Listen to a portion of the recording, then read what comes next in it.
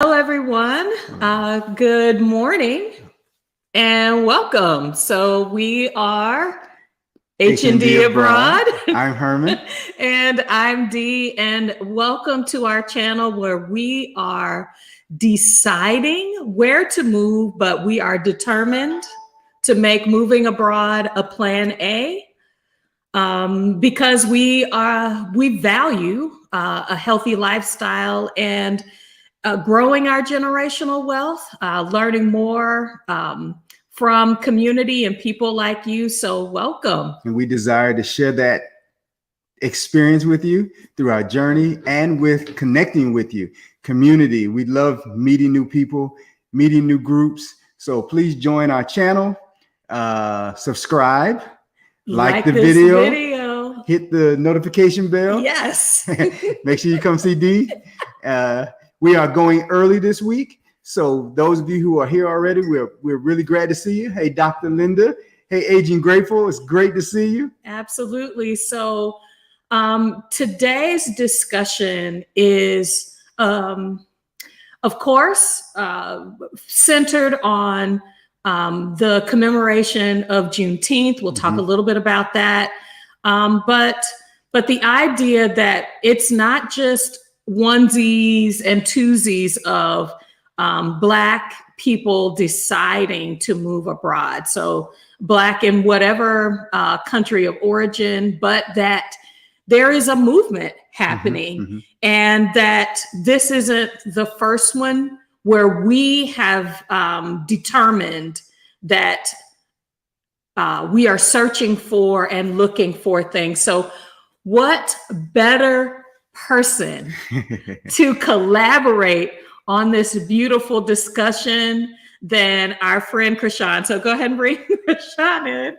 So so we are really big fans of Blaxit Global. Blaxit Global, the podcast, the YouTube channel, Instagram, the passport community. Y'all, we are in the places because our sister Chrishan Wright has created the space, has created the community, and has really given us more of a sense of this is really a movement. So Krishan, go ahead, introduce yourself, share with the people who you are, what you do, and we'll get started.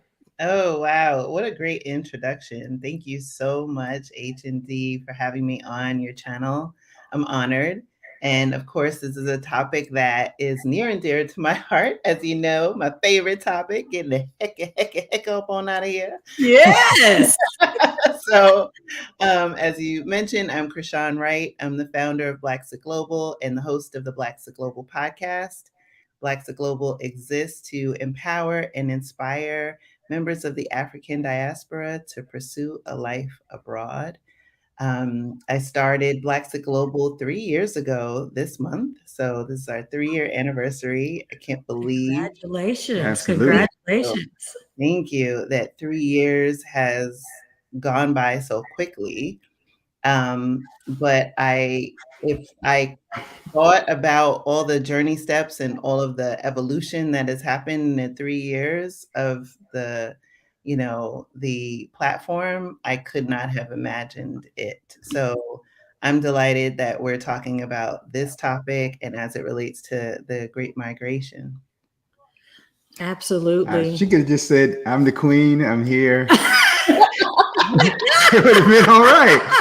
It's a renaissance. Hey, all right. If we're gonna give the nods, we're gonna give them. We're gonna give them. We are honored to have you here today. You are one of the premier motivators in exposing the Black move abroad. Yes. And the multiple layers and all of the places that are possibilities. The motivation, that is really why we wanted to partner with you on this Juneteenth, is, the Blaxit, is this the next migration? Because you have been a listener, you have investigated the why as a part of all of your discussions, and people are sharing not only what are they looking forward to, but what motivated them, what got them out of the sphere of comfortable to doing something that for a lot of us, we're the first in a generation. I was, wasn't necessarily the first in my family to go to college, but it feels the same. Like we are in the headwinds. I've put pictures up of our family in the background. They are our inspiration of that, and to hear you talk about that, the lessons learned and how we can draw from that historical Great Migration. Let's go. Want to encourage each of you in the comments today to jump in. This is not a listening session. This is not a conversation. This is not academic. I don't want to get theoretical. We may be the visuals on the screen, but this conversation includes all of us. So please jump in the conversation today. Please add your questions and your comments. Trust me, we'll throw you up on the screen so we can go. All right. Let's do a little history. June, go ahead. Yeah, I was going to say Juneteenth. We wanted to start with that. Krishan, we're going to ask you to just kind of talk about what is Blaxit. Why did you choose Blaxit to define what you are doing, and how you see that movement? Okay. Great question. So as it relates to Blaxit, I'll give you a little bit of backstory. So in 2020, right, the year that was, I was already on the journey of planning my move abroad in 2023. My original destination was going to be New Zealand. It's a country that I've wanted to live in my whole life, since I was a little girl growing up in Co-op City in the Bronx. Shout out to Co-op City. And how a little Black girl growing up in Co-op City in the Bronx, whose family had never moved or even gone abroad. We had never traveled abroad. How I picked New Zealand, I don't know, but I used to journal about it, talk about it with my mom. And my life plan was when I turned 26, I was going to be a corporate lawyer living in New Zealand. At 26, I got my master's. I was pregnant with my son, and life evolved in a different way. I remember, I think the first country I did go to was Canada, and that was my first taste of being outside of the U.S. And then it was always something that just stayed in the recesses of my brain. And then in 2017, I did my first solo trip to New Zealand, and it was beyond what I had ever imagined. I put limits on myself. At that point, I had been divorced maybe 7 years, and always thought like, oh, when I travel, I'll meet someone and we'll do this and all these other things. And then finally I got to a point where I was like, I can be the hero in this story. Yes. Myself. And I distinctly remember I was at the Jersey Shore and I was walking the beach and I was like, no, what the hell is this? Right? So I got home, drove home, and I bought the plane ticket that night for New Zealand. So that was in July, I think, of 2016. And then I went in January of 2017. And I was green. I had a ticket, but no itinerary, didn't know where I was going to stay. I had brought too much luggage, like all the things that you do as a first timer. Yeah. But what I thought I was going to do on that trip and what I actually did was a shock to me. So as I mentioned, I do the beach thing. And I was like, oh, I'm just going to plant myself in this beach for like 2 weeks. They have a 90-mile beach. I was like, oh, I'm just going to beach. No, I went kayaking. I don't know how to swim. I went zip lining. I'm afraid of heights. I climbed a volcano. I went caving for glowworms. I was, I saw a haka. I drove cross country by myself. I did things and discovered aspects of my personality that I didn't even know. I was just like, who is this? And I'd get up in the morning and be like, oh, what's this? Oh, okay, bet. I'm gonna do this. Wine tasting? Okay, yeah. And I was, intrigued. I was curious. So before I came back home to the States, I cried like a baby. I'm not a crier. And I knew 2023 was going to be my year because my youngest would be moving out and going to college. And so, all that is to say, when 2020 happened, all the things, I was in New Zealand. I had gone for my second scouting trip and came back, and then it was lockdown. And I just started feeling like heavy with everything that was going on. Uh, the murders of Ahmaud Arbery, George Floyd, Breonna Taylor, and my world started closing in. And I knew I had to redirect that energy into something different because the 3 years at that point felt like 30. Mhm. And what I wound up doing just so happened that a friend of mine who had a podcast suggested that I start a podcast. And I had an idea for a podcast a couple years ago. And I was like, what am I going to do? Nobody wants to hear what I have to say. And, the world's on fire, right? And I went to bed that night and I got up and I was like, oh, I know what I want to talk about. I want to talk about Black people moving abroad. Mm. It was just like laser focused. And she had a course and I had taken it. And from that time I came up with the idea, right, and the name, and to the time we went live, it was 3 weeks. And Wow. it was insane. Like, when I look back on it now, because I'm like, how, right? Because sometimes when you're in the zone and in the flow, you're capable of more than what you think you're able to do. And Mhm.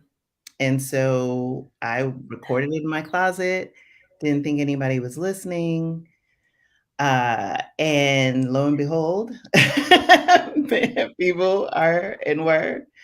And so all that ties to the Great Migration in that my family originates from the South.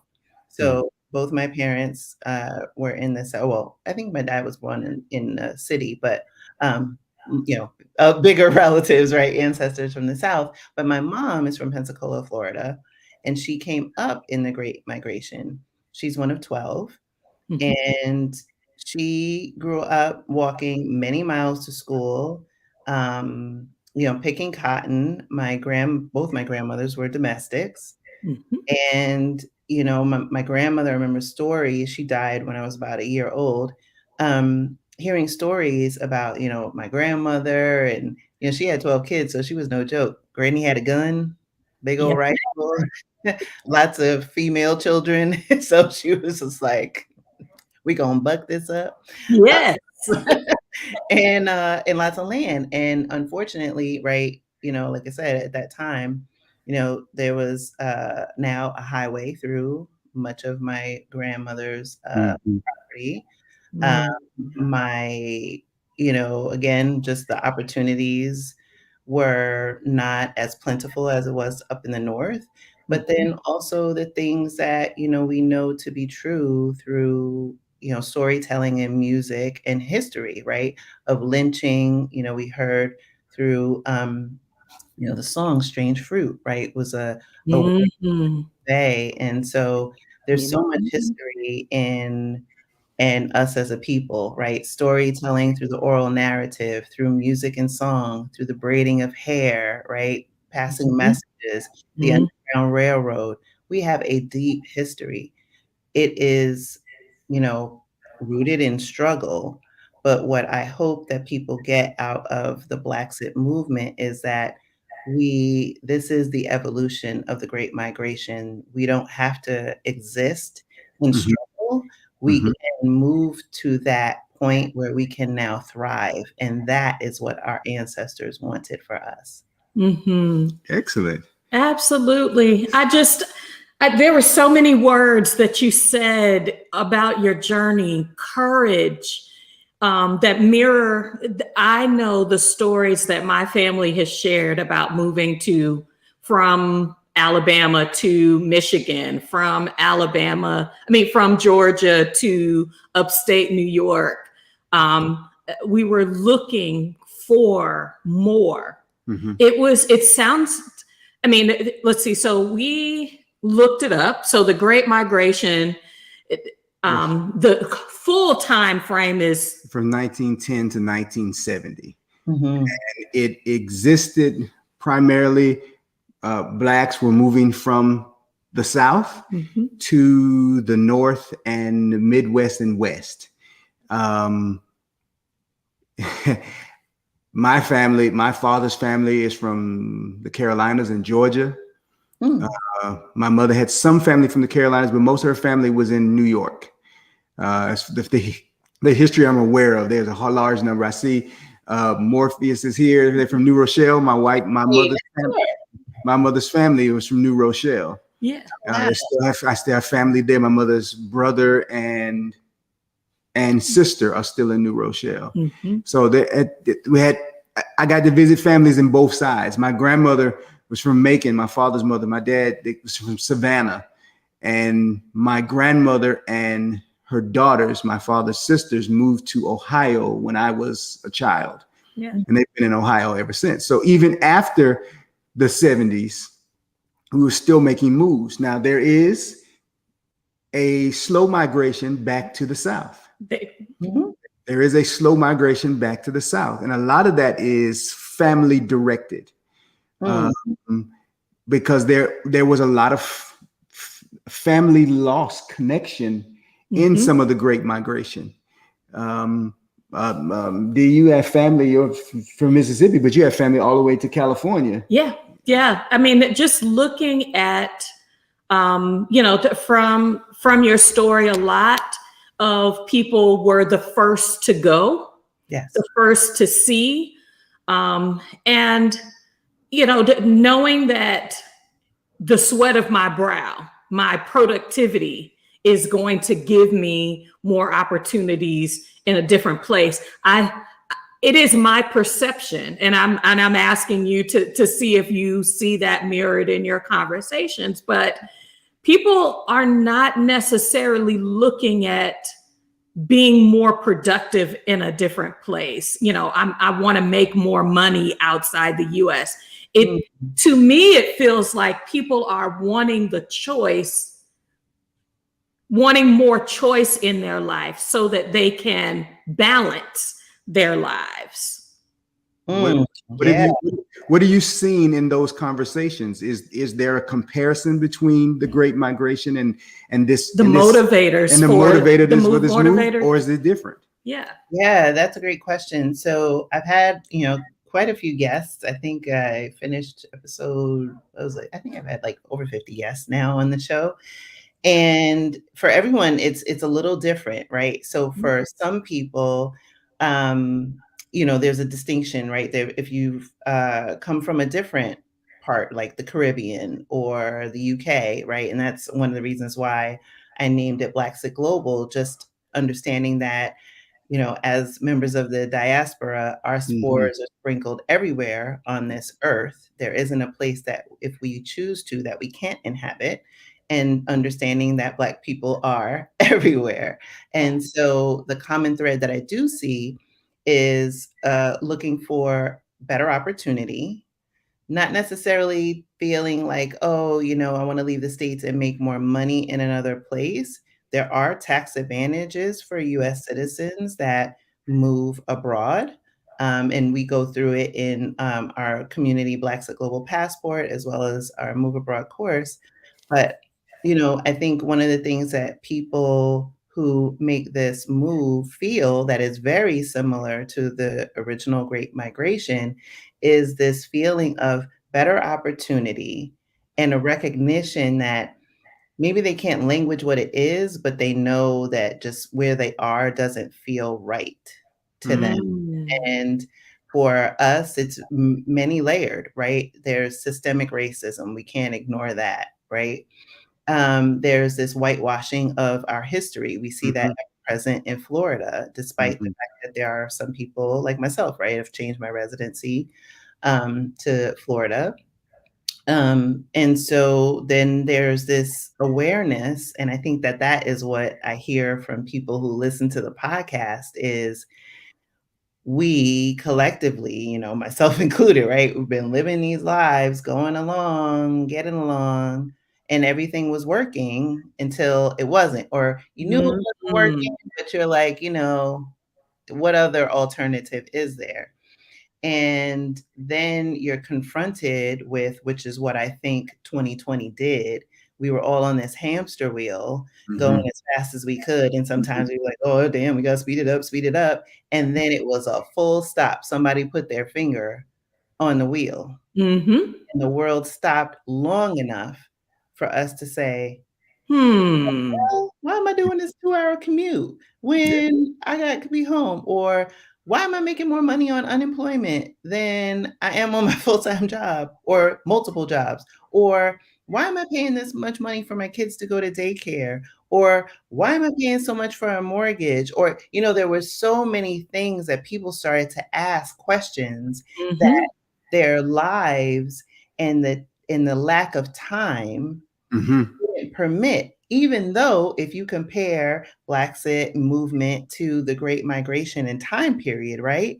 We have so many more advantages, right? In terms of technology, access, right? And just things to make our lives easier, microwaves to cars, right? There's so many things when you compare to, I don't even know how my mom got up from the South. I don't know if she took a bus, rode, whatever, plane ticket, I don't know. But when you look at it, you can see that for the first time, people are having the opportunity to choose, right? To choose themselves, to choose or ask questions. What is it that I want? Do I really want this life? If I could dream a new dream for myself, or the dream that I had when I was a little kid and thought I could be an astronaut, the president, and Miss America all in one, right? Before life happens and puts limits on you. What is it? And so that's the place and space that I know I'm sitting in right now as I get closer, to, okay, what's this day going to look like? What am I like going to fantasize about, or even not even fantasize anymore, right? I have this opportunity to bring what was fantasy into reality. Absolutely. That's the thing that I've been seeing most common. Yeah, in the comments, people are talking about, the things that I think help you to have a sense of, this may not be working for me. So I know Agent Grateful is talking about, the cost of living, California, places I've wanted to live, like Arizona. I was just like watching the housing prices, like price me out before I could even get there to start looking. People are saying either this life is not affordable, or what I have to give really is out of balance with what I want. I was going to point that way. Yep. my great grandfather and great grandmother were sharecroppers. Oh. And usually in that system, sharecroppers with 11 children in Southern Alabama, you usually never are able to financially get out, because that you're never going to get the price that you need for your crops, because your profit, they say, well, you have to pay for the housing and you have to pay for where it's always going to outpace. And they were able to find a way to get out. And I think a lot of what I heard my great grandmother, because I had her with me until I was 40. Wow. My great grandmother was 105 when she passed. I had her until I was 40 years old. To be able to hear her stories of, baby, I had to tell my husband, enough is enough of this. Yeah. And I think there's a part of it. And taking the two pieces of what you all have just said, I think, using 2020's pandemic as a guidepost, we figured out, I think, in that time frame that we were putting limitations on ourselves. Yeah. The world wasn't putting limitations on us. The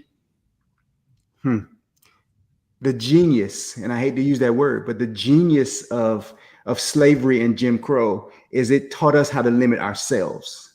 They trained us into trained that. us. They don't have to limit us anymore. So as more, even as we advance, we limit ourselves. Oh, and, 100%. And so while we were home, we all of a sudden went, oh, I can do this and I can do that, not realizing we could have been doing it before. Yes. People during the Great Migration were in the middle of, I have to do this. Yeah. I don't have this. And so there's a motivation to do more, even when you're in the midst of being abused. We're in the midst of being awarded for being abused. We're given credit for letting them abuse us and assume that that's a reward. And so we put the limits on ourselves. And so we send our kids to school when we could actually care for them at home. We go and work 90 hours a week when we could do the same work in 40.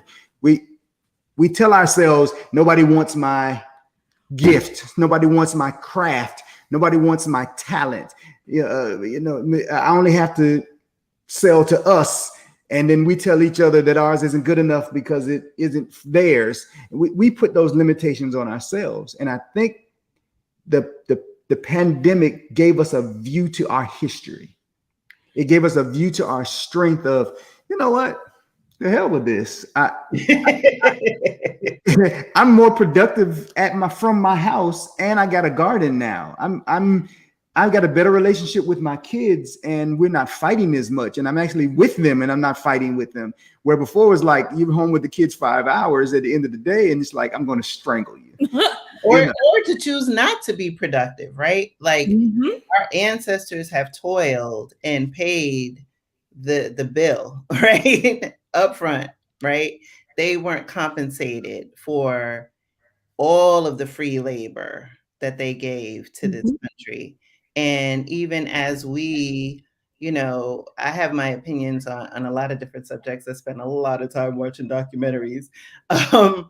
And it is terrible when you think about the insidious nature of racism. And I won't even limit it to slavery, right? Because one was just an optimization on the original, right? And as we sit here and have this conversation, we are still in another iteration and preparing for the next one in the 2024 election. I'm just real.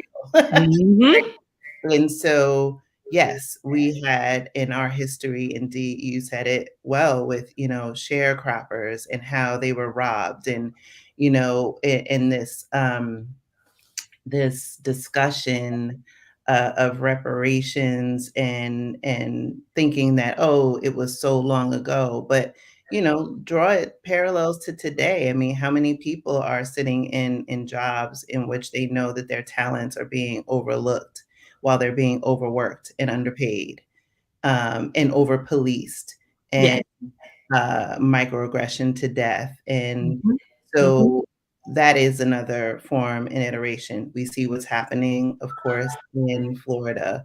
But one of the things that I will say is that, yes, again, another of the messed up parts of this system is that it's so insidious, right? In that it can permeate your brain, be passed down consciously or subconsciously, intergenerationally, that until you get to a point where you hear something that resonates and helps you to vibe on a different frequency in your heart space, that's when you know that there is an alternative. And so for many people, like I said, it's just been, kind of survival out of necessity.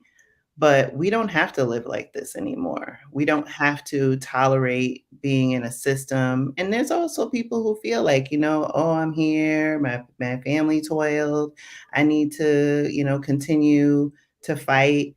But how many years we gonna fight? Right? Like, because we have a sense of responsibility. I mean, I do community work around Black maternal health. And there's a real struggle, because if I leave, I'm leaving a fight that I've been passionate about. We get a lot of people in the chats over the time that we've had our channel to say, why aren't you improving where we are? Why do you feel like you need to leave to be able to have a better life? Why can't we create the life we want here? We've invested our blood, our sweat, our tears. We've built this. Using words like you're abandoned. That is the one that is a trigger for me when I hear that. Yes.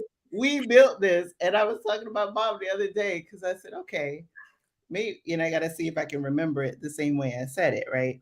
But like if I have a piece of land, and I decide to build a house, right? And then I sell that house, or that house is obtained by someone else. Mm-hmm. And now that house appreciates, right? Because it's all about where it is, right? Mm-hmm. And it appreciates and it's beautiful and all of this stuff. Like, oh my gosh, these builders, they built this mansion. Like, oh my gosh. And then that person, remember, not the builder, goes to sell it. Who's going to get the money? The person that owns it or the person who built it? Mm-hmm. Right? So we could claim we could build all we want, but the reality is that when you look at the net worth of Black families compared to other people, including white people, very low. And that it's projected that the Black family net worth will be 0 or negative in just 10 to 15 years, right? And so we talk about generational wealth, we talk about, toiling and doing all these things, but the reality of it is the facts are the facts and the economics are the economics. And we have been held back systemically for so long that we can't even get to the point where we've caught up. So another illustration, when we look at billionaires, right? You can think about Robert Smith. There's several on the continent of Africa. We can think about Tyler Perry, Rihanna, Jay-Z, a number of them that have hit the billionaire status, right? Mm-hmm. If you take all of them collectively, they still wouldn't add up to Warren Buffett. They wouldn't add up singularly. Correct. Okay, all those Black people to Warren Buffett. Replace that with Jeff Bezos, right?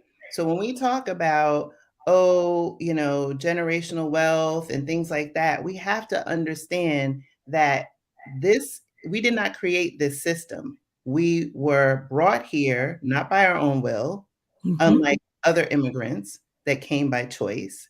Yes, we, by hook or by crook, will make the best out of a bad situation. Absolutely. But the reality of it is that we as Black people, we fought for freedom, and we also have freedom of choice. And we can choose not to continue to be abused in a system that continues to optimize towards our abuse and maltreatment. And we pass this down, this legacy, again, subconsciously or consciously. Think about like our hair. We still have bills like the Crown Act, right? That's floating around because I remember when I would straighten my hair, and I remember when I went natural before, I had my lovely locks, and then I chopped them off, and then I was home with my kids, and then I decided to go back to work in corporate, and I got my hair relaxed, and I remember sitting there and crying my eyes out. When I transitioned back to natural and being in the office, and as I'm working through that, and I was like, oh, I'm not going to chop it off. I'm just going to, let it grow out naturally and just do, protective styles. Oh, now, my hair is down to my butt. Is that your hair? Yes, genius. It grew 5 feet overnight. Like, it's just like all of these things. And so I think all that is a long-winded way of saying is that when someone talks about we built this and things, we have to start questioning where these things are coming from. Absolutely. Right. Cannot be something that is of short supply, particularly in this part of our history as we are alive with, people that have fascist agendas and are being co-signed and enabled by other people that have significant amounts of wealth, right? And so it's a money game, and we are on the losing side of that game. Absolutely. And so, like I said, I believe in freedom of choice. If you choose to stay, that's cool. It is your choice. Is saying that I'm not staying, and those that are listening to me and listening to the podcast, and if you come in the platform, you're going to get this even more, is that we don't have to. We can choose to live a life that we deserve. At what point do you, the conversation for me is, what point do you decide to stop fighting? Why are we fighting for fighting's sake? When I did the first men's conversation, a Black man got in the comments and said, he said pretty much that we were punks and we were punking out and we were misleading. we were misleading. Lord, please. Yeah, we were misleading people, and and I was just like, sit your ass. Yeah. It's all right, bro. Do you? The story you want to write for your life, that is, it's the choice. Yes. What I see as we looked at when we were putting this together, what were the parallels? Mm-hmm. I think I could see it in my family. My grandmother's brother, older brother, left and moved to Michigan. He wrote back, and so he was the ant that the scout ant. Hey, go take a look, see what's out there. If it's better, then you bring someone else with you.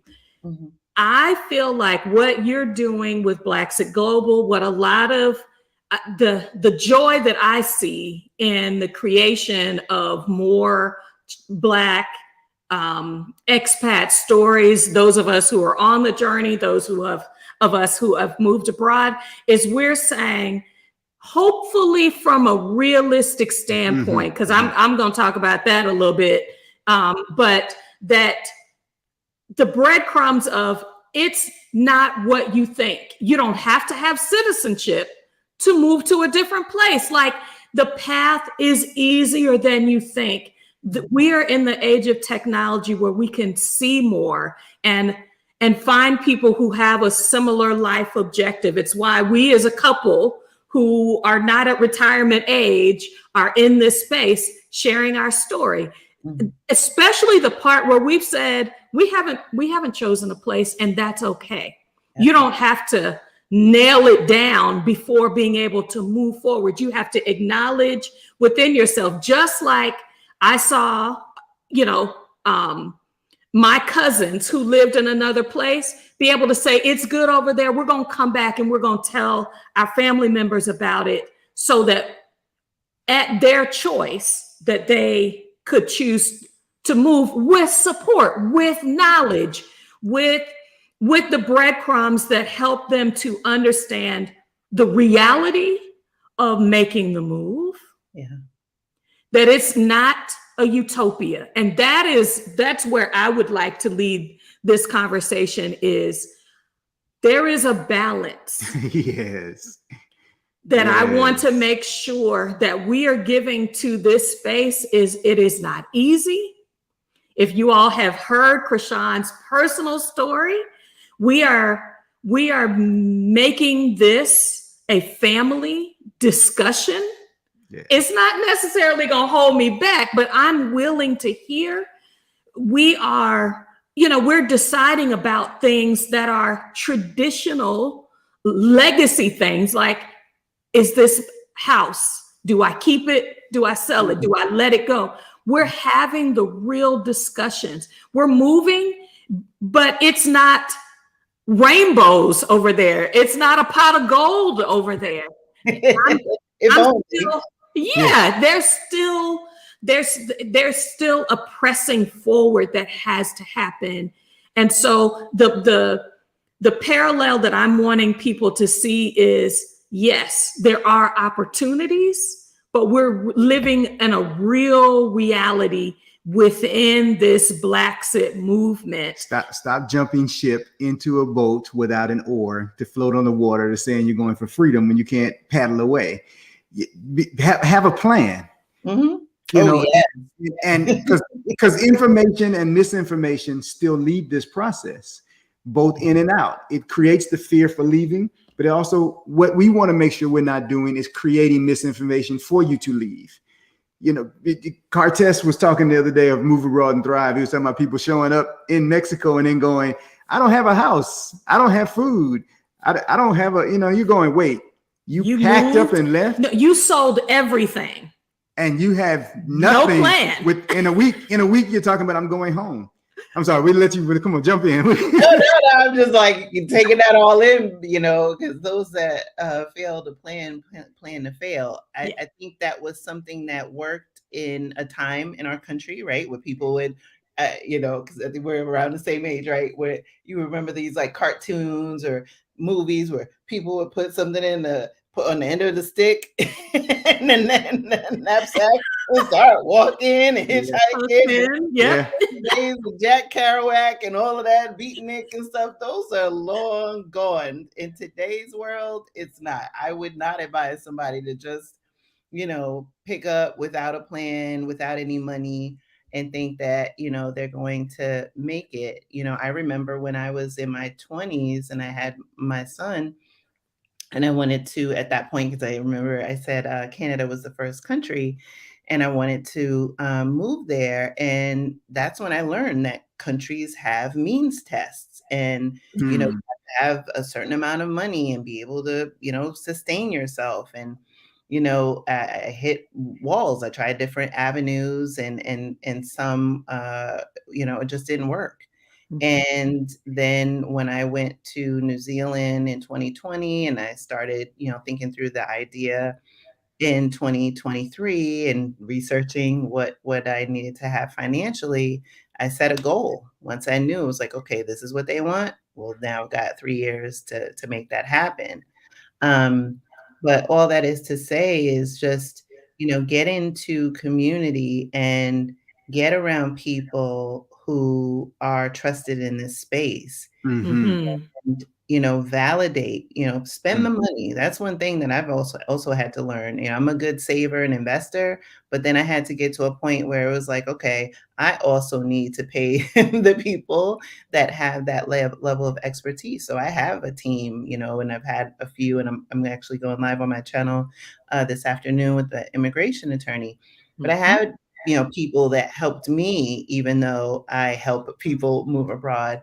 And I also think, to kind of tie into current day, right, is we live in a time where technology makes things super accessible, right? We're having a conversation, and other people that have, you know, follow us here or on our various channels, or other people, right? But we also have to recognize that with AI and the technological advances, that things are moving at a different clip. And so we have a high propensity of having misinformation, much like that happened in the 2016 election, also permeate not only our political discourse, but also move abroad, where people can be under a different avatar or have an AI profile or bots, and they look Black, but behind that is a person who has a different agenda. And so the thing about the evolution and the optimization of, you know, white supremacy is that it works so well that you don't even need white people anymore to do it. And so we need to have wisdom and discernment as we move through this process, and find, again, communities and trusted people to make that connection, so that your transition, while there's going to be roadblocks and rocks and boulders even in the road, but it doesn't have to be something that totally dissuades you from achieving something that you, again, might be the first in your family to do. And having that person, that guide, I would suggest that it be someone who gives you a rounded set of information. They tell you the up and the down. If all you hear is the up or all you hear is the down, and you know, one of the couples we watched earlier, their channel was Why Not Now, and they would always say, "This is our opinion. Mhm. This is our view. This is how it worked for us. This was yay for us. It may be a no for you. This was a no for us. It may be a yay for you. This is what we experienced." That perspective for me is more sound than wow, and wow, and it's like Wakanda. Yeah, exactly. Yeah. Yeah, gin and juice. Come get some. Coming to America, we're gonna throw rose petals at your feet. Yes, girl, I'm telling you, that is for a. I watch some channels and I'm just like, please, y'all, it is not that straightforward. Get some diversity in who you're watching, where you're watching. Research for yourself and go. Yeah. And go. I love that. I love that your channel gives the cautionary tales. You did one on the young lady that got her visa. Her Portugal visa denied. And I was like, that's the story I want to hear. Yes. I want to hear when it goes sideways. Yes. And still made it happen. She still made it happen because you can learn the lessons along the way. But you also, in this day and age, you can go to a place and make a decision, but you can also learn, get in community, learn lessons, ask the non-panacea utopia questions. Can I live there on $500? You probably could, but would you really want to? Yes. And everybody's situation is different, right? Like, so for some people, $500, especially what part of the world you're in, it is possible, but the standard, right? So my good and your good may not be the same type of good, right? And so you have to think about, like, what is the lifestyle that you want to live for yourself? Is it an upgrade from your current standard of living? Are you okay with making the wages of the locals? Because if you're going somewhere where the US dollar is stronger, more than likely the economics in that other country is just going to be so much. Like, for example, Mexico, right? I think it's like the equivalent of $8 per day. Mm-hmm. If you used to making $20 an hour, making $8 a day is not going to work, right? And that was my mindset, Krishan. I'm glad you're using that as an example. I thought I had to get a job in the country to be able to go. I did too. Community, I found out, baby, no, you want to make US style. Okay, then that's the pathway. Make sure the lifestyle that you're chasing is your lifestyle and not Krishan's lifestyle. Tell me about it. What? There are a whole lot of people jumping ship, heading over to wherever because that's what they're doing over there. Okay, but yes, have you checked to see what their resources are? Have you checked to see what their process is? Have you checked to see what their economic status is? If they're retired and they got 4 pensions coming in and you are trying to make it through one job to pay, $1,200 a month rent, you need to pay attention to what your prospects are. You got no 401k. You got no. The currency exchange rate, man, is hitting people really hard. Oh yeah, I had to when I paid my rent from my apartment in Portugal. And, because again, I'm now in the journey steps that I've had these conversations with guests. Now it's my turn. And I had to transfer a large sum of money. And, my bank didn't do it. And then I had to, figure out another. And they have these, transfer services. And I was like, they were crazy fees. And then the exchange rate went against me. And then I was like, oh, you got to move the money. I had to open up another bank account. So I had to wait a couple of days for that to settle. And so by that time, the exchange rate dropped like $3 in that whole process. And I was like, so I transferred one amount. So what arrived was like $800 lighter. And just to be okay with the fact that, okay, that changes the math. And so I am a big proponent of doing the math. And so when you research the cost of living, and the standard by which you want to be in. And maybe you don't want to be in the popular city. Maybe you want to be on the outskirts, right? Maybe you want to be, you know, in the country. Like, what do you see for yourself? That number is going to change, right? And so, you know, getting comfortable with that, and that's where I feel like community, and we have an accountability group within Blaxit Global Passport, and it's so important because if you're the first in your family and the first in your peer set to do it, who else can you bounce these things off of? Who else can you relate to? Yes, it's great that we have people here in the comments, and I see, you know, Kenya and Greta and Agent Grateful and all of y'all here, right? But this is people observing our conversation, right? Mhm. You have to take it a step further and get in community with people who are on different stages of the journey to say, oh, wow, I had this challenge. Here's who I worked with, or who's, you know, this is where you buy your furniture here, or yeah, you know what? I was just telling my mom this and this worked for me in that conversation about getting her comfortable with me moving. Like, that's how you start to make traction, and you don't get distracted by the noise that is ever present, Oh yeah. especially, you know, in this time, Oh right? We yeah. elect to get noise now, right? With our little devices that pop Right. everywhere. Wow. What I know is Blaxit Global is my green book. Aw, wow. People, we have to share our stories so that we know how to move in new spaces, not just from a safety perspective, which, you know, I believe was a huge motivator, but it also is a way for you to connect with the local community. It's a way for you to chart a path safely to your destination. Find multiple communities. I won't say you need one. You probably need several, because I'm going to tell you, I need one. you know, Exodus Summit it has been a resource. The Expat app has been a resource, baby. I mean, I'm here for paying for the right services, knowing trusted sources, and then being able to verify between groups that, okay, so this is the reality I'm looking at from this perspective. Is that the reality when I move into this space and test it? Maybe this story can be built out more.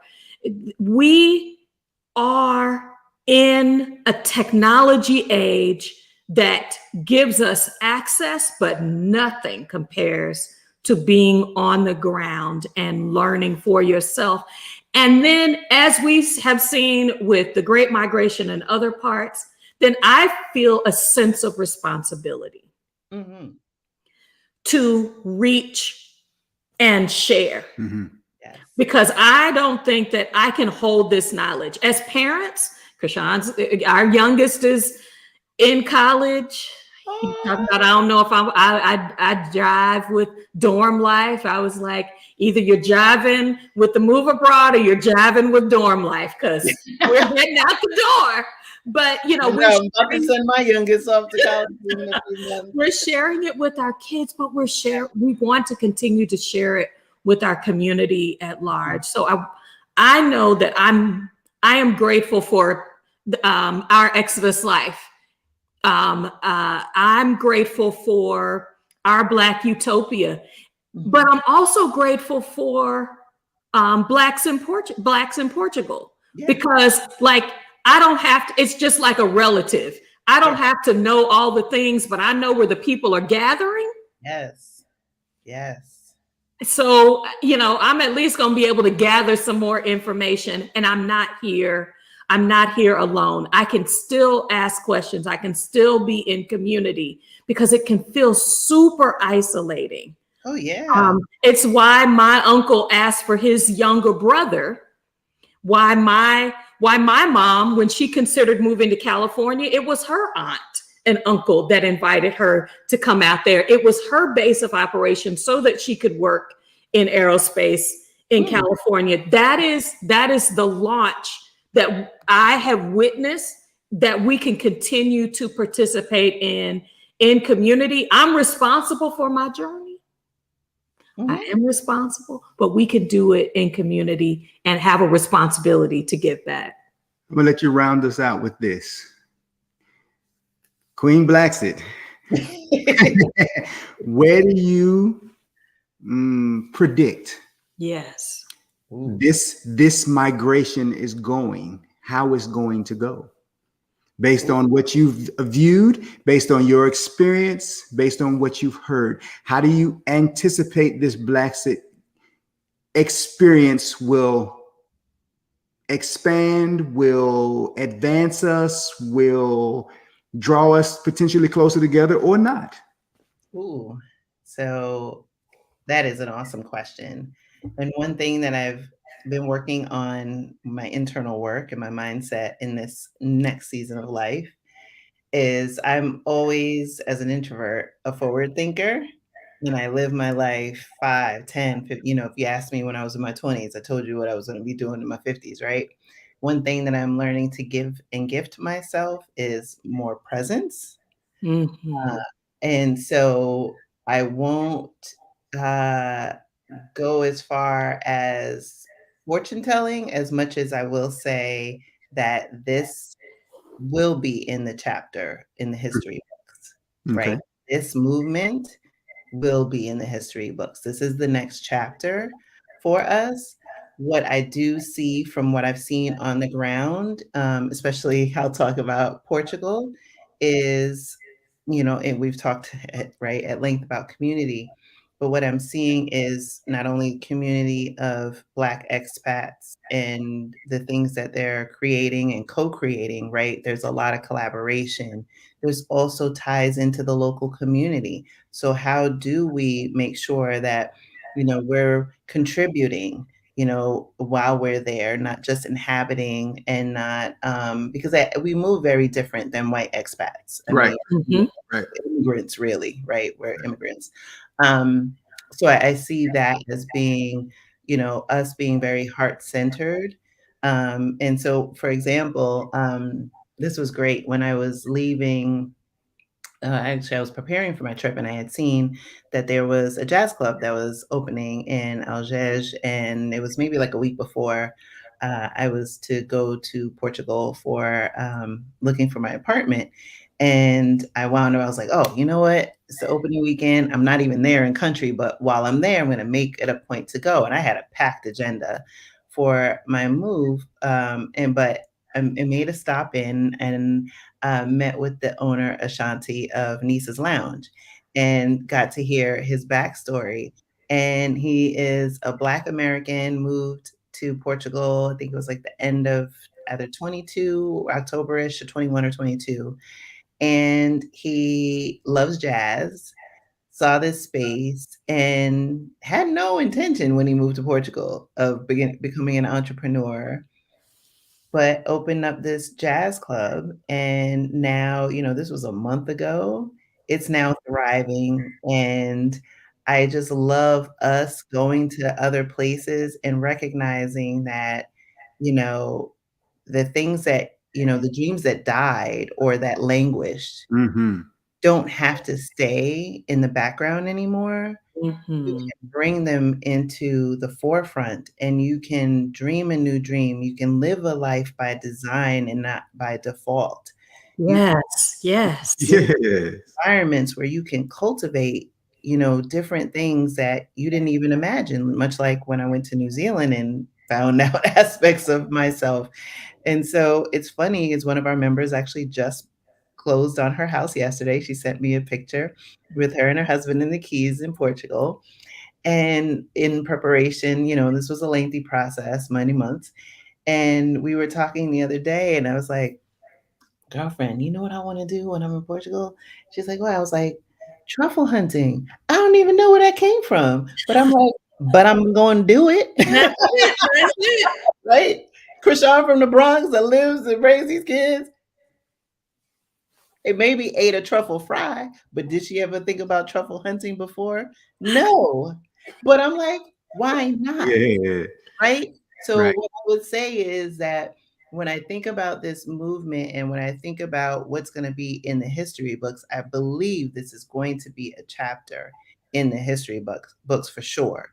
But I think when we look at how we're able to expand the aperture, what we've even thought that was possible as individuals, as well as the collective, that is something that I'm looking forward to witnessing. And certainly, hopefully our paths will cross in these international streets and we can, enjoy the view together. Absolutely. Oh, Krishan, I'm so glad you said yes. Oh, I'm so glad you asked me. I'm so glad. I was like, oh, I was watching your replays, a couple times, and I was just like, oh, wow, they're so cool. And then you reached out, I was like, oh, I'm so honored. Because what I see is that we're going to do this different. Like you said, when we have the opportunity, yes, to invest in the communities where we move. And I think that footprint of that we give and that we're not trying to change, it is not our intent to create small America. No neocolonialism. Nope.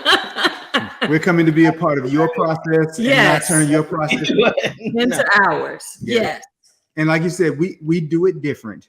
Yes. Do it different. A friend of mine said he was down in Mexico and a group of non-colored Canadians were down there and created a community and were complaining that they were partying too much. And we're trying to create laws for them to stop partying. I was like, what? That's like moving into my house and telling me you don't like you don't like something. I mean, just like you are a guest here. That is you're not a guest here. We really don't want that to be our process. We want. I don't think that will be. Yeah. I think we move different than our white counterparts, right? Mm-hmm. And what I will say is that when I think about history, right? I can't, we talk about colonization and the footprint and the imprint and the legacy that it has made on the world, right? Mm-hmm. And most of it has been bad, right? And so I've not seen where we have inhabited lands and taken over somebody else's stuff and made it worse, only where we've made it better. And even as we look at our own pathways and our own dreams and aspirations for our own respective moves, I guess, at least in the communities I'm in, is I see people giving birth to ideas and bringing them into fruition and thinking about the imprint and the impact and not how others kind of move around this world where they're like, oh, I need to change this to fit this, and I'm going to take over this and gobble, gobble, gobble. Like we've seen the effects of capitalism, and I don't want to be the productivity queen. I don't really move like that with Blaxit Global. I mean, Blaxit Global has 10 episodes a season, and some seasons it's more, but it'll never be less, right? And I hold myself to that. I don't extend myself and do every week. I'm not going to give you all year, because my life is structured in a way that it has to still feel very authentic, and it has to be from my zone of genius when I'm out here at my best. So if I'm out here overbooking myself, overextending myself in different directions, I can't serve in the way that I want to serve, right? But more importantly, I can't be the mother that my children deserve, right? The daughter that my mom deserves, or the sister. So you can't pour from an empty cup. So I don't want to repeat this whole productivity, wear yourself out to death, all of this stuff. No, as I move into this next chapter, yes, there are things about Blaxit Global that will be different because I'll be in a different country. We're going to have meetups in person. I've got some trips planned that I'm still working out. We're doing I'm collaborating with our Black Utopia to do the Move to Portugal virtual summit. And so there's a lot of things that will naturally evolve, especially as it relates to my channel and being, show up more. But that's because I won't have a child at home, right? Yes. Lifestyle will evolve. So all that is to say is, my mother always says, start out in a way you can hold out. And all right, sustainability. That's exactly. right. And so I just, hopefully one of the takeaways from this conversation for people that are watching live, and thank you for tuning in or watching the replay, is that you have a chance to design differently. If something that is not working, you can design it differently and think about, really think about what it is that you want and your why, because you don't want to take yourself to another place, because that's just geography, and then bring all of the baggage and all of the subconscious things Absolutely. that are going to play out. And that's going to be inevitable. That's why I think mindset is so important. That's why I think understanding your why is critical, and getting in community. Well, Senator Sapp says here, I'm grateful for these communities. They're the first in their family to take this journey, and having these resources available. I thank you all. Subscribe. Yeah, I was going to say, subscribe. Tell the folk again, Krishan, about the Blaxit Global community, where they can join in the conversations and get in community and tap into the resources that you and your team offer. Yeah, so you can find me on YouTube at Blaxit Global. I'll be going live actually in a little less than 2 hours with an immigration attorney talking about all things visas in Portugal. You can find me on Instagram, Facebook, again, at Blaxit Global everywhere. Our website is blaxitglobal.com. We have our community, Blaxit Global Passport. You can find the link to that on the website, and also our YouTube channel. And then we have several courses. I have a podcast marketing course, and then I also have the Blaxit Global Move Abroad course, which is designed with us in mind. So it talks about much of the things that we talked about today, which is how did we get here historically? Because as y'all can see, I can go deep. And then like the things that you need to prepare yourself mentally, physically, emotionally, financially for your move abroad. For those of you searching for community, in this community chat are people you should follow. Dr. Linda with Tokyo Travel, Aging Grateful, Midlife Money Moves with Greta King. These are other community content creators you can follow.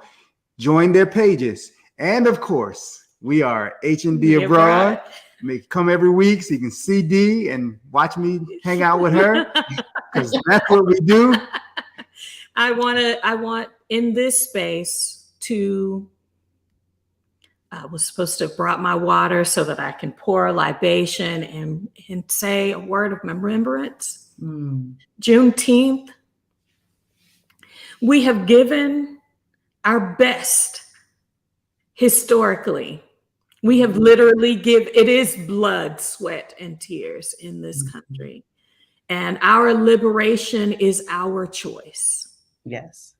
And first we must liberate our minds. First we must and then liberate our hearts, and then find a place that truly feels like home. We are world citizens. Amen. And that is our journey. So we are grateful to our ancestors, to the lineage of their surviving and thriving in deserts, the deserts of Jim Crow, the deserts of oppression. And we are blooming, and we continue to bloom. So I'm grateful that even though it was several years after that, on Juneteenth, we all recognized, we were all told about our freedom. Then what are you going to do about it? Today, we are honoring that journey to freedom within the Exodus, the Blaxit Blacks moving abroad space. We are honoring that. We're also honoring our fathers. I would be remiss if I did not say today, Happy Father's Day to all the fathers. taking care of the business. Yes. Absolutely. So we're grateful to be a part of this family, to be a part, for you all to be a part of our community. So please continue to like, share, subscribe to this channel, to the other channels that are sharing the stories of giving, the stories of joy, because it's out here. Go get yours, because we are getting ours. Krishan, I cannot wait to see you when we visit Portugal. Yes. I can't wait either. This has been great. So thank you again for extending the invitation. I am truly honored to be here and have this conversation with you. It's very thoughtful. I am excited to continue this conversation at some future date in the near future, hopefully, on my channel, because I love what you both are doing and you're inspiring to me. You know, we feed off of each other. And I believe, right, there's that saying, a rising tide lifts all boats. Yes. And I think that is really applicable to this conversation today. We thank you all. Blessings on you. We won't do the Wakanda forever, but you get the idea. Y'all keep it real. We'll see you soon. Bye for now. Bye.